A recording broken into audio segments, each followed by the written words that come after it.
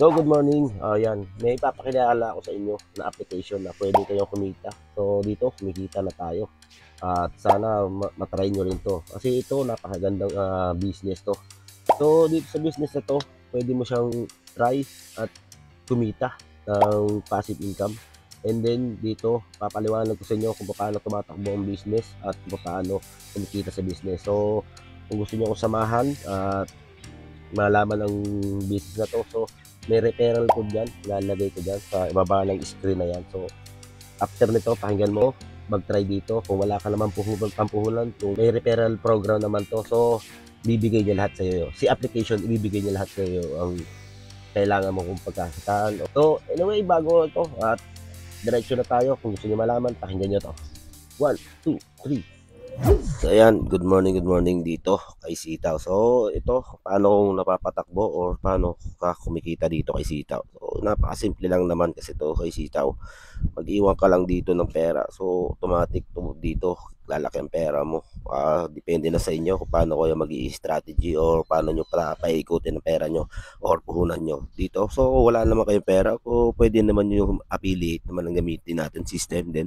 Kung ikaw naman ay malakas mag-convince sa mga kaibigan mo, so pwede kayong kumita rin dito kay Sitaw with affiliate o system ng affiliate. So dito punta tayo sa ating account. So dito sa account ko, so makikita nyo riyan, yan yung mga naging sales ko o naging benta ko.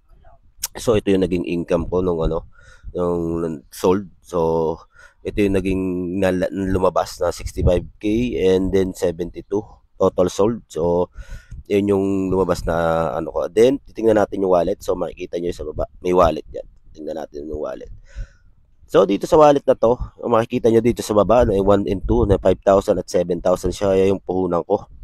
And then kung kukwentahin natin is around 12k na to, naging puhunan ko. So, yung freezing money ko, may papaliwanag ko sa iyo kung bakit nagiging freezing money sa wallet, sa mismong wallet ko, yung 93. Okay.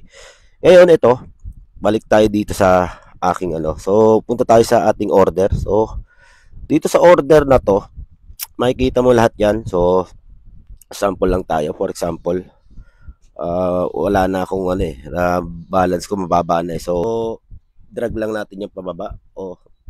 Mo lang yung green. Nakikita nyo yung green na yan. So, bayaran nyo lang yan. Then, yung perang yun na nasa wallet nyo, once na binayaran nyo, ikakaltas nyan sa inyo. So, pagkaltas nyan, matik, after nung pagkaltas, papasok yun sa freezing money. So, sana nagets nyo. To wallet, na nag-fill out kayo ng order, o umorder sa inyo, binayaran nyo yung order, matik yun, papasok to dito sa freezing money. So, yan. Pero hindi nawala ang pera nyo. Yan. So, almost kumita ako ng almost 2k. So, sana nagkamero ka idea at sana na nakatulong sa inyo to. So, magsitaw na kayo. Magandang opportunity. Wala ka lang gagawin is fill out mo lang yung mga order na nakalagay sa pending mo. And then, good to go. And iuintay mo na lang bumalik and then sa delivery and shipping mo. Ayan, makikita mo na naman dyan. Nakikita mo yung mga delivery.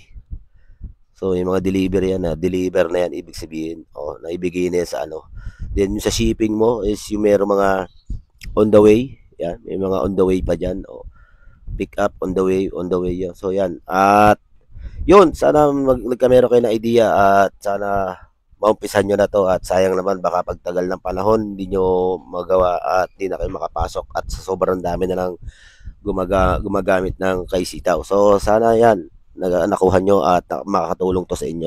Yeah, goodbye.